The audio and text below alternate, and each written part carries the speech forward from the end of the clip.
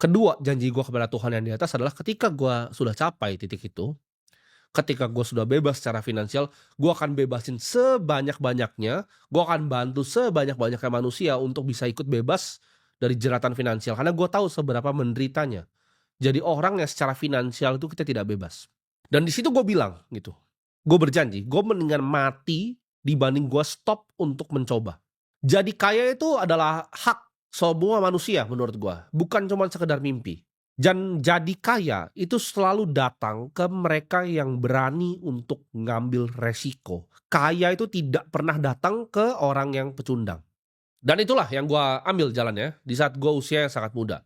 Ketika gue 14 tahun ya, gue main game komputer namanya League of Legends. Gue masih ingat sampai sekarang ya. Dan kadang-kadang di waktu luang gue sedikit, gue masih main sedikit ya. Itu game yang gue udah main sekitar dari gue umur 14 tahun. Ya, waktu gue main game itu, gue coba jadi yang terbaik. Lalu gue jadi joki di game tersebut ya. Uangnya gue kumpul sedikit demi sedikit. Waktu itu gue bahkan nggak mampu beli komputer. Jadi yang gue lakukan adalah gue main di warnet gitu. Gue main di warnet ya, cari paket yang paling murah ya, gue latihan di sana, gue dapat uang joki, gue pakai untuk bayar warnet, lalu gue beli laptop bekas ya Acer.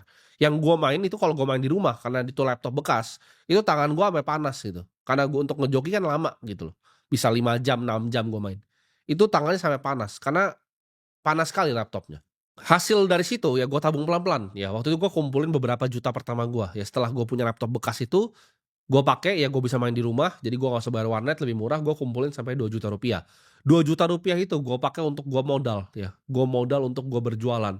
Gue jualan minyak rambut, gue jualan pomade ya, mereknya Suavecito waktu itu. Gue jualan sedotan ya. Jadi macam-macam gue lakukan di usia yang sangat muda.